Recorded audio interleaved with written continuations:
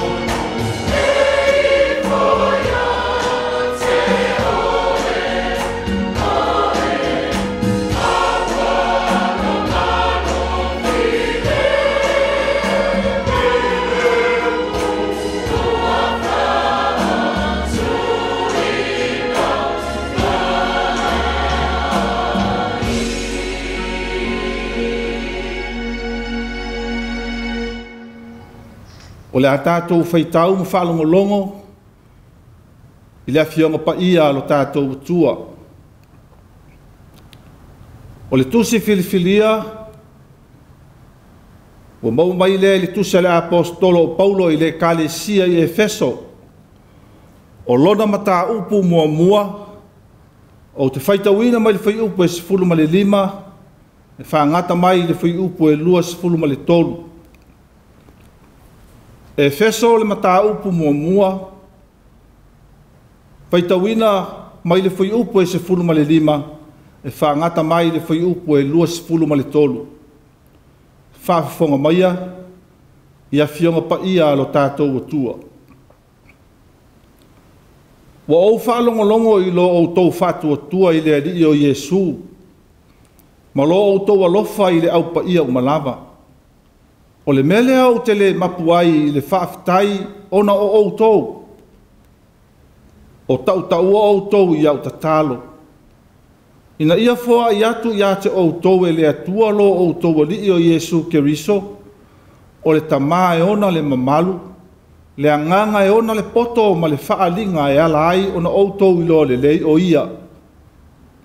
Ia whapapula ina mata o outou loto, ina ia outou i loa le winga o le whaamoe moe ua i lona vala au mai. Ma le winga o le whaulai ngā mea le lei o i lana tō whinga ua siri mo le au pa ia. Ma le winga o le siri ese lava o lona maa losi ua ia i tātou o e whaatua tua. E tusa ma le ngā luenga a lona mana te le lava. Na ia matuanga lue ai i a Keriso, ina ua toe whaatuina mai o ia na ie uoti. Ma whaanofo i a te ia i lona i tūtau matau i mea o i le langi. E siri lava i a li siri uma lava, ma whai pule, ma e ua malolosi, ma lii, ma ingoa uma lava e tā ua. E le ngata i le o langa nei, a e o foi i le atali. Wa ia tu foi mea umalava i lalo o na vai, ma tu ina atu o ia e whai maulu o mea umalava mole e kalesia. O lona tino lea, o le tumu o le na te whaatumuina mea umalava i mea uma. Whaamanuia mai le atua, ma whaapaia i lo tātou fia e whaitau ma whaalongolongo i lana fionga. Tu mau atu ia te ia lona lava vi inga nei e o lava i le whaavavau. Amene. Le a tātou wifo, ma tatalo i le atua. Tātou tatalo. Le ali ie, le atua siri ese, o lawa fio lava, o le mata i sau o mea uma i le langi ma le lano langi. Ia pa ia lo suafa, ia maua lunga pea le vi inga ma le whane tanga i lau fio. Ia tu mau atu pea le ie o lo lava ma malu o le pule ma le mana, le vi inga ma le whane tanga i lau fio lo mātou watua. Ua mātou whaafitai i awa no le lei, ua mawhai ai o na whaatau nuu o tāpua inga whaiwhai pea, e o pōngi whaatasi ai manatu malangona o tangata whaatua tua i lo suafa. Mātou te tāpua i ai pea, ma avatua le vi inga i lau fiolo mātou wali i siri ese. Ua whaafetai le atua i le mālosi ma le ola, ua e whaasoa i lo mātou ola. Whaafetai tele i au mea alofa ese i le tino, i le mawhau ma le anganga. Whaafetai i lau whaamalo longa i o mātou loto, ma o mātou mawhau ai siri o mātou wanganga. Whaafetai na wai umanuia whaiva matiu te sāwhea ngai malo atu nuu, ai maise o le au whaatua tua i matawhai oi, ma whaiva ese whea ngai, ma lea tangata i lea taimi ma lei tuaso. Sa e malutia lo lātou soifua ma lo mātou ola. Sa e anga le lei ma e whaapale pale i le urufafo, ma le urufale a lau whanau i lea taimi ma lei tuaso. I to tono o whale whai ngā ruenga, o whanau i a onga e maise o le tāpua inga malu, anai o mātou mātua mātutua, ma le nofo tatalo a lau au whai ngā ruenga ngā rulue i lea tō vine ma lea tō vine i tala le lei. Ua mātou whaafitai lea tua a wau o mātou wino malie, ua mātou mea pea I lou lava anga le lei whaali mai I lea taimi ma lei tu aso. Le ala foi lea e toa file mua I o mātou loto, ma lo mātou whaatua tua o lo soi fua lava lau fio, e malu ai lo mātou wola I aso whaisoo. Ua mātou whaafitai iau whaamanuianga I so se ala, ua mātou fia ma pati patia ai lo mātango fie whaali mai. Whaafetai le atua, a wā e ui na vesia pea o mātou loto mo mātou tangata I mea mātou te vevesi ai le ola nei. A e whaafetai I lau pule whaasoifua, e whaopopo ai pea o mātou waso I lea taimi ma leitu waso. Mātou whaafetai, a wā ua mātou mautinoa matari tonu, e ui lo mātou whaale tonu ma lo mātou sise, e ui a mātou a salama mea ua le tonu I lau fio ma lau finangalo. Ai e te whaapale pale pea, ma e tua awanoa se I o mātou langona pea le ia lau whetalai mai. Mātou whaafetai I lau fio le atua. A wā mātou te whaatua tua matali tonu o lo soi fua lava lau fio. E a fua ai o na mātou oli pea ma whaamoe moe, I lau e kāle sia ma le tala le lei. Mātou whaafetai le atua, a wā ua mātou mautinoa o loo manuia, na I o mātou a inga, o whanau o uso o wō mahe ua mātou māsani, e uina mātou le no nofa whaatasi le te loo taimi, ai mātou te mautinoa o loo whaape nā ona e vai lua tutusa o loo mātou manuia I le tu aso ma le tu aso. Whaafetai le ngā luenga fola le tala le lei, e tau longo pea ma whaamanatu ia I mātou, le tā ua o loa lofa tū noa, ma le alofa sā ili o keriso, e ala I le mafutanga ma lau fio nganga pa ia. Mātou whaafetai le atua I lau fio, a wā mātou te mautinoa lo mātou whatau waa, ma lo mātou o ese soo I lau fio I le telo taimi ma ua mātou le whaia lo finangalo, e ala I lo mātou fia I le ola tatalo, wa whaitau I lau tusi pa ia, ma o mātou abatu o le vi inga I le taimi ma leitu aso e te tau ai, ai ona ua mātou vevesi vale, I mea e anga I ai o mātou tangata I lea taimi ma leitu aso, ai whaafetai I lo whaapale pale I lo mātou wola, ma lo wanga le lei pea lava pea, wa mātou maua ai lo file mū. Leri ie, wa mātou whaitau ma whaalongo I lau tusi pa ia o mai, whaafetai I upu tā ua ma le ao ngāi ui ngāi o mātou loto, se o mātou langona I pea leri ie le whe au o le whaatua tua, e whai masulu ao ngāi o mātou tino, o mātou mata, mo mātou tangata ato atoa. Ia maua I pea lo mātou mā losi whaale nganga e whaatua tua I pea I lau fio, e ana le whe au ma le tala le lei. Mātou whaafetai tele le atua I le mawhtanga ma lau fio nganga pa ia, o whai lava lea, ma whe au ao ngāi lo mātou wola, mātou te loto te tele ai I tu aso e vai ai, ma tau ngā ifo ai le lao lo mātou whaamoe moe.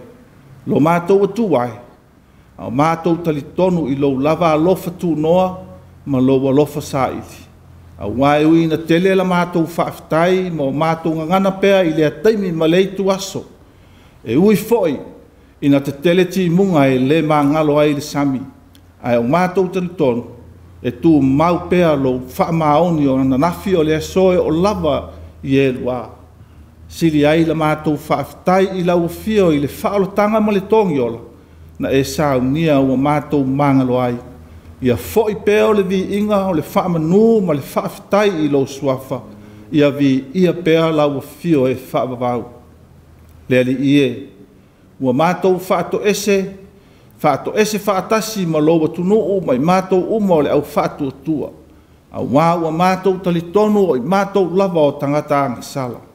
Ua mātou se I lo tātou vāta puia ma lau fio. Ua mātou whaia winga maanga wa le tusa ma lau sila whanga pa ia. Ua malutia lo mātou wola, ma ua mātou langona pea le ia ua mātou se ese I le tele o taimi mai tu aso mātou te whaia ai. E le ngata I lau whe au ma le tala le lei, au tiu te māsani I le taimi ma le tu aso. O le ngana pea, la mātou te talo, ma la mātou whaatuatuanga i lau fio le atuai. Ia e fesoasoani whaamalosi au, ai meise pea ia e whaamalosi lo mātou ola, se o mātou langona lo whetalai mai. Ia mātou langona lo mātou whatau waa, ma mātou langona lo mātou se mawhuritua i lau fio, ai o mātou langona. Ia mātou whaasanga iatu i lau fio e ala i le salamo, i lau fio ma le talitonu i o mātou loto, o i mātou lava o tangata ang sala. Ia e whaamangalo mai lo mātou valea ma lo mātou vai. A wau a mātou talitonu o mātou se pea lava pea i le tele o taimi. E ala i winga maanga ma mea o mātou whaia.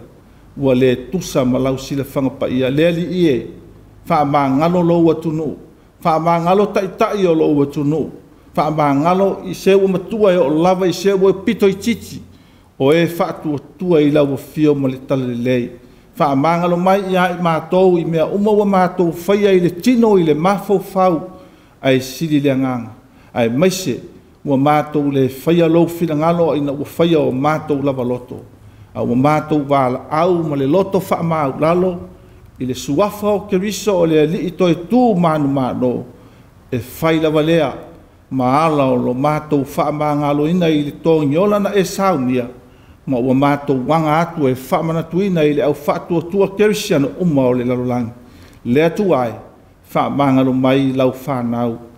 Ua mātou tatalo le atua mo le manuia o le lalolangi, pe au mātou whaalongolongo i le vevesi pea o mālo, ai maise o le pule ma le pawa, ia i la atou o taitaina. Mātou tatalo ngalue atu lo wanganga, sosoani pea e whaamalo sia o lātou loto mo o lātou mafau. Mo lātou langona pea e tasi lava o laua fio o le atua e ou mea uma i le langi ma le lalolangi. Le atua e, fesoasoani ia i lātou o mo o mia lau fesoasoani o na o mala whanātura ma mea ua awhia i le soifua ma le ola i le nei vai tau ma aso whaiso. Whaamanuia lau o fio ia i lātou o fia maua lau fesoasoani ma e anga le lei. Mātou tālo le atua. Mātou te mana tua pea si o mātou atunu o Samoa e le ngata i se sifo o sasai. Ia iai le file mu ma le manuia i ona taitai. Taitai whale atunu, taitai whale mālo, taitai whale nuu, taitai whale kālesia. Ia iai pea le musumsunga lilo a le anganga o lau fio. Ina i o lātou whaia mea uma e taitai iai le atunu, i le manuia o tangata uma. Le atu ai. Whaamanuia lau fio ia i lātou, ai maise o mea uma lātou te whaia, ma lou atunu u lau tele. Ia manuia le ngātai whale, ia manuia le uta ma le tai.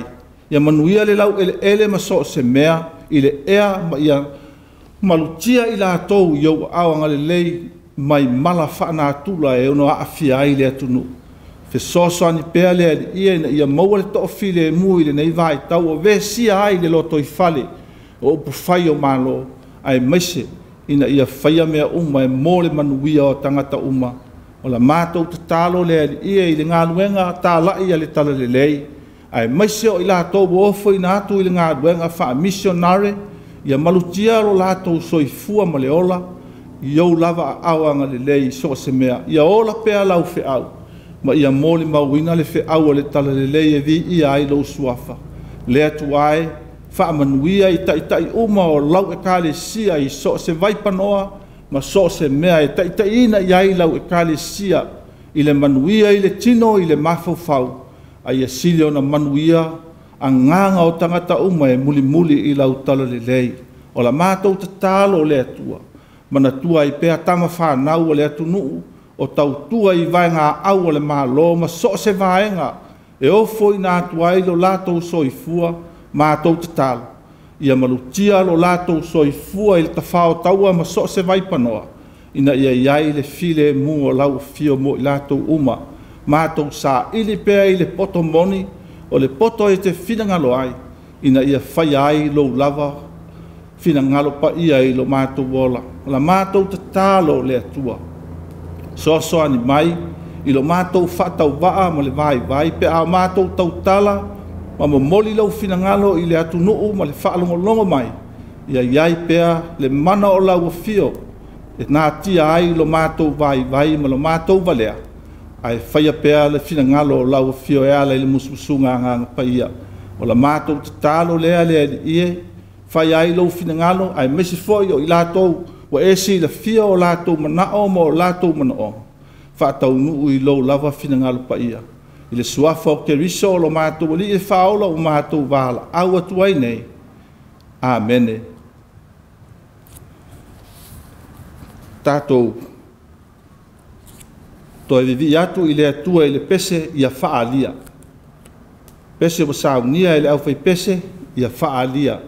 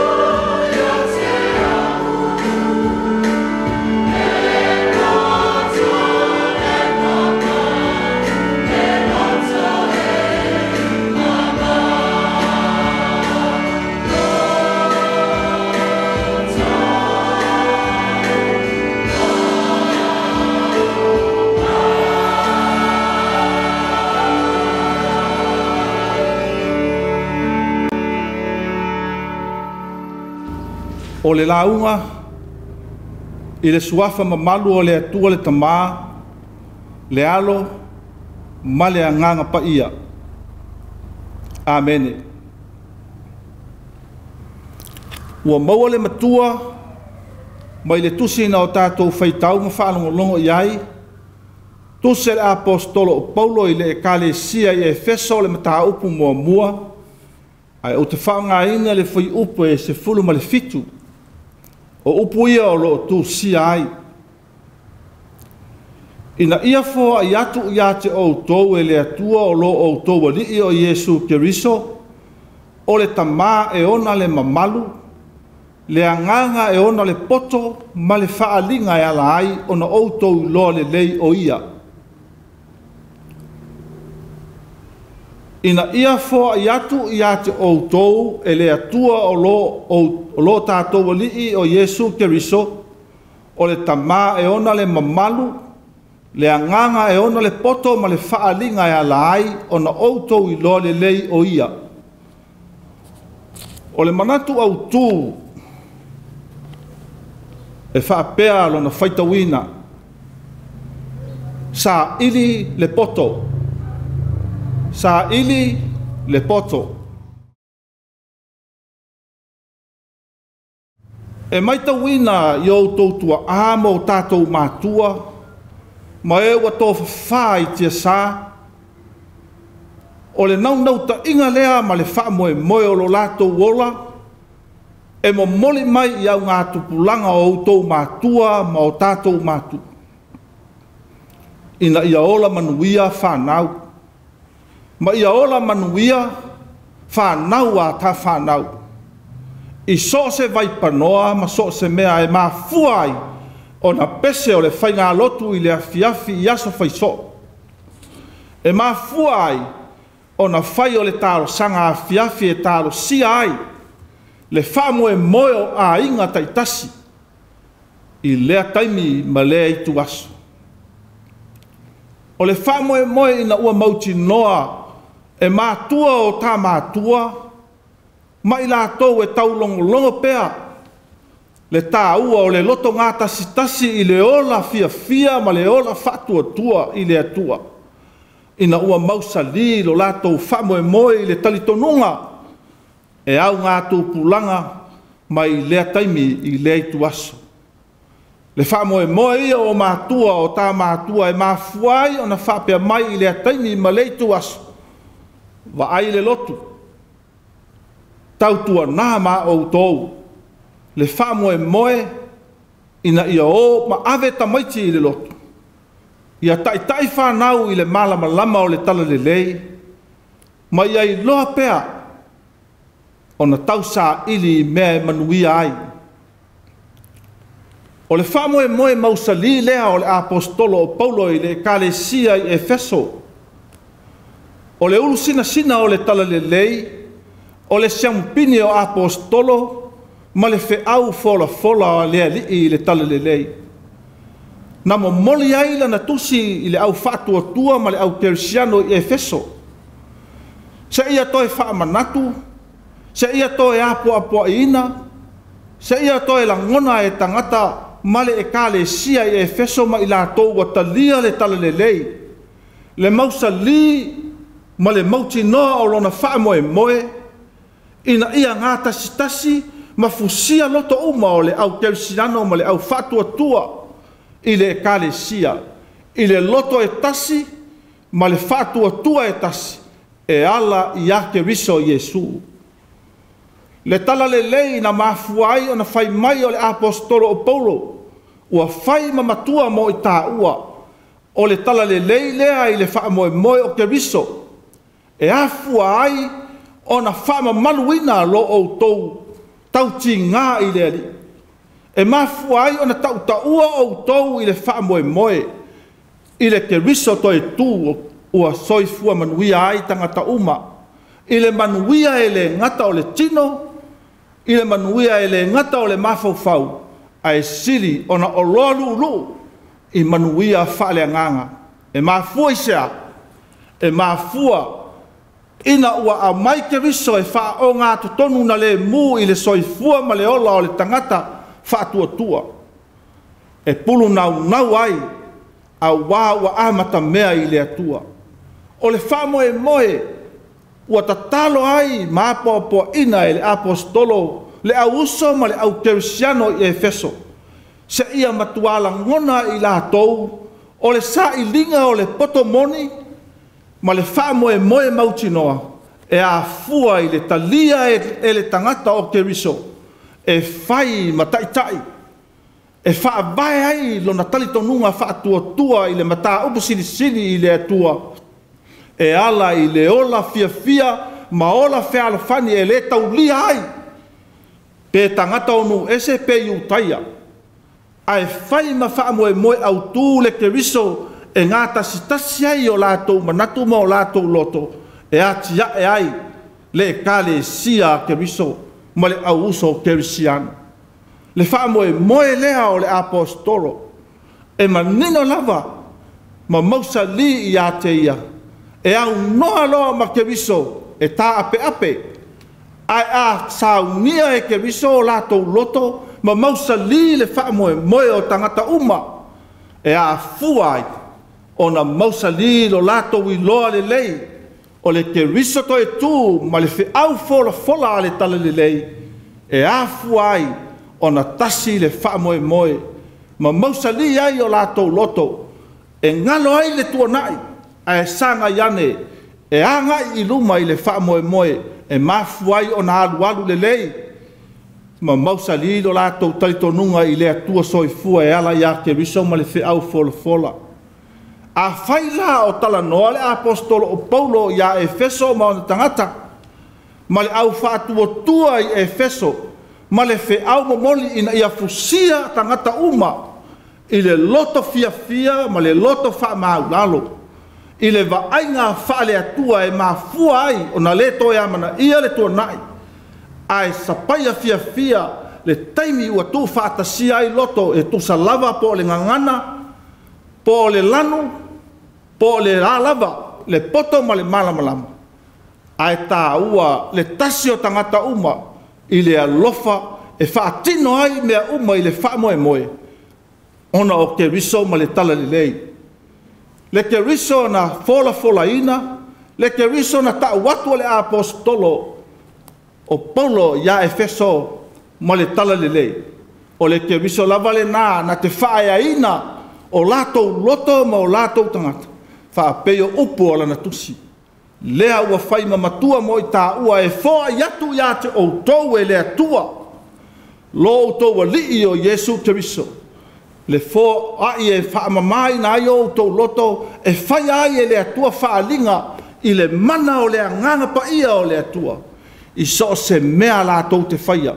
so se mea foʻi e taʻitaʻina e le atua e ala i le galuega faatino a le ekalesia e faapena foʻi ona faamanuiaina aisea ona o le alii o Keriso na te faamamaluina lona tofi ma lona tulaga i so se vaipanoa ma so se mea e iai le tagata faatuatua o le feʻau mai le toeina o toeina o le savali ma le pulu naunau a le apostolo seʻia matualagona ma goto ifo i loto o tagata faatuatua ma le auso kerisiano seʻia lagona e taʻitaʻi o le lotu seʻia lagona e tagata uma ma e ua faatuatua i le ekalesia i Efeso le tāua ma le uigā o lana feʻau e folafola ai le tala lelei ma ia faatumauina ai o latou loto ma o latou manatu i le faamoemoe tasi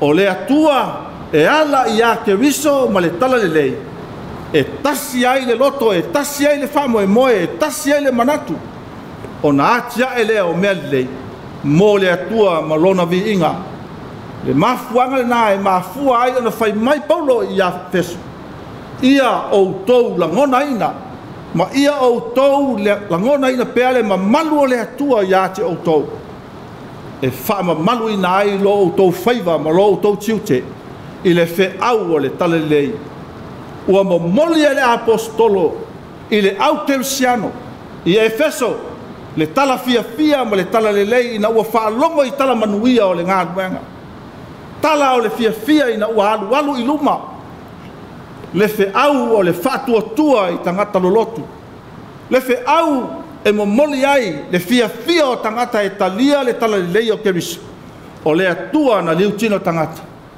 a fai fo ila e tasi le loto o tangata ua le whailunga ina ai le tangata o nu ese ma le iutaia i le kalesia o le fe au fo i le nā mō tā ua mo oe sa moa le tangata whatua tua mo au ma oe mai tātou uma e le tau lia ai le toe whamanatu o le tua nai ma winga vai sa tā ola ai ai whamanatu i le alu i luma o lo tā whatua tua e ma fua ai lo ngā pātia i le fe au ma le tala le lei e mo moli i le ataimi ma le tu aso o le tusi e le apostolo Paulo i a Efeso o le tusi fo i lea e mo moli i tai o lo tā malo ma lo tā tunu e mo moli se ia fusia o tau loto i le file mua Keriso e ma fua ai ia le lei le whato whala inga e manuia ai tangata uma o le atunu e le toe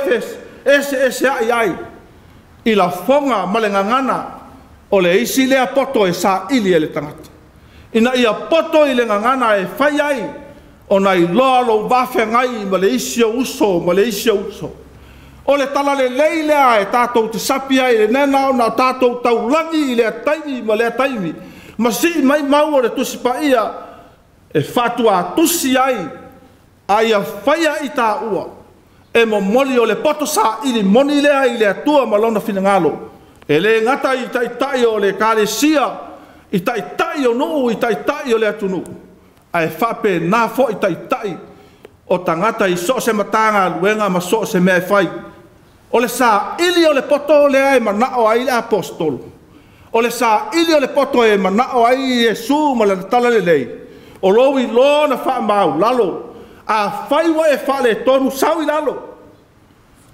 lalo tātou te whale tonu uma a e la ngona lo sa ili le poto ma le wisdom of God e ma fuai o na tala ngona lo ta whatau waa ma o ta whato e se whafonga lava le atua i lo ta whale tonu o tangata uma e whatua tua ia Keriso e whapei o le whatua tua o tangata Efeso lea e toi whamanatu ai ma apo i le apostolo Paulo ma ia whamanatu pea ina ia tu mau le fusia o loto e tasi e mai mau si o tātu nuu na whaavae o tā mātua e mā fua ai o na uwhai atu i le amatanga sa tau longo ia te oe ma au mai tātou le fe au tā ua o le lotonga tasi le tala le lei ia ola ai tā whanau wa ai nei funga le sefa i le maupua nea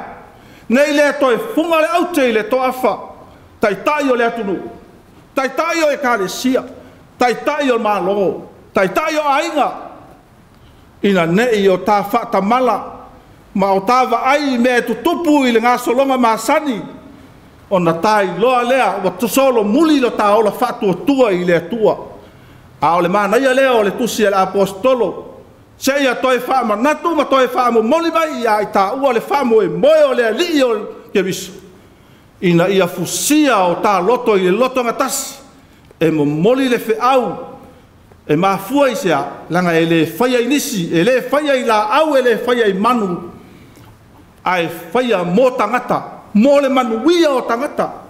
manuia o tangata uma ai maise o le ngā luenga wholofola fo i lea le tala le lei e manuia ai tangata uma e le nao se vaenga ai wha moe i le alofa tū no le atua e manino ai le tā savali ma le tā whiau le kalesia ma tangata uma le malo ma tangata uma le atu nuu e a mata mai whaururunga o sao a inga o matai o lava i tautua ai maise alo ma whanau o lou sa ili le poto ma le ata mai o lou sa ili whailonga maururunga ia o whaatasi ma le sa ilinga o lou whamaoni e whaatua tua i le o le atua na te tatala puna vai e mo molia i a te oe be tā ua ma le ngā o lau sa ilinga o whaia i whailonga wha le lalolangi a ia o gatasi ma lau wha moe ma lau wha mau lalo i le atua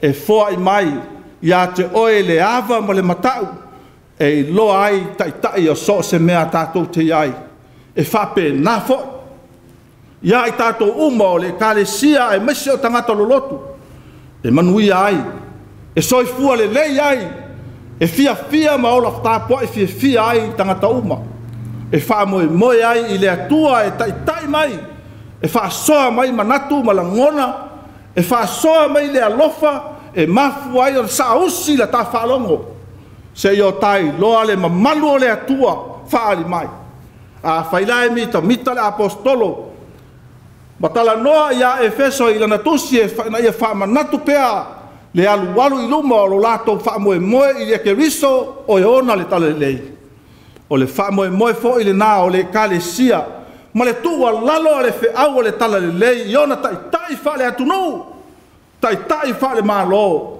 ai masi fo e awhi ai ma tai umo le kalesia ke usiano ma whatua tua i le tua ina i o tala ngona whaatasi le fe au e tā ua mo lo tālotu le fe au e tā ua mo i tā ua mai tātou uma se i o tātou langona lona fetalai mai ai whapewhea o na tāwhaia tā te sā ili i le loto wa wha maularo tā te sā ili e i loa ai o na tausi o le vātapuia ma isi o tā uso a tangata ai sili o na tā wha mamalu lo tā vātapuia ma le atua e ou le fe au ma le tala lei o ke riso la vai nai loa le leilo na bata puia ma lona tama na mafu ai ona fai mai na upu a wone e fai lo loto ai fai lo finangalo o le te au fo ilea mo tato uma e le fai o ta loto ai fai le mea e finangalo ai le tua ma lana fe au ma le tale le lei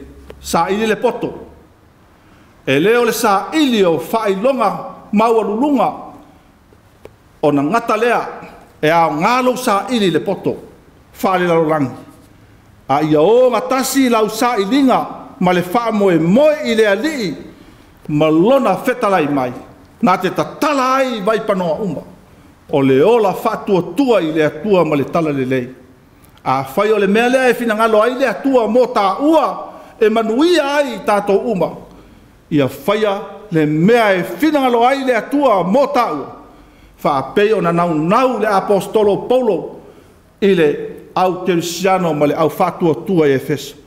O le fe au fo i nā mō tā ua ma tangata uma o si o tātunu ina i o tāla ngona lona fetalai mai. Fetalai mai a lea li ie, fetalai mai a se i o tāla ngona e le ai lava so tā ua e tū matali atu i le taimi ma leitu aso o lea li. Nā te whai ai la nāmi o tonu mo i tātou. Ia whaia pēa le mea tātou te langona ai e sā ili le poto moni. O le poto mai le atua. O le poto e ma whai ai.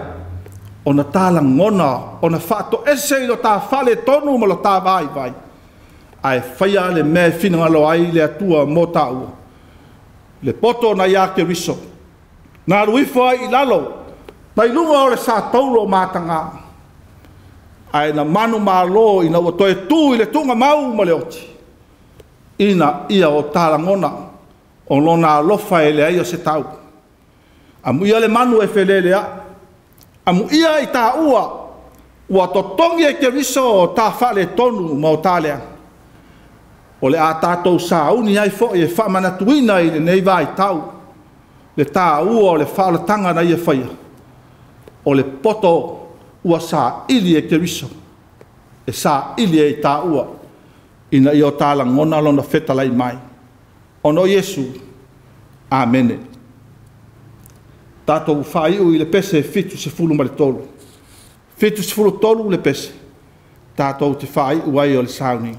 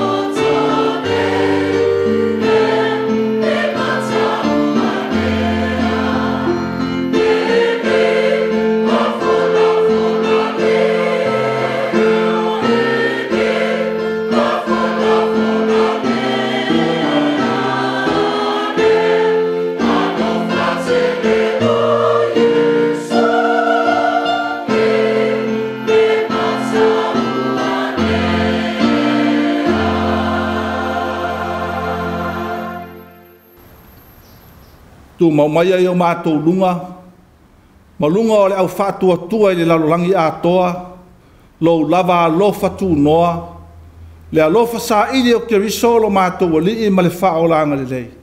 Ia mafutaina pea i mātou whātasi ma lau fio ngā pa ia. Nei, e o lava i le whaavavau lava. Amene.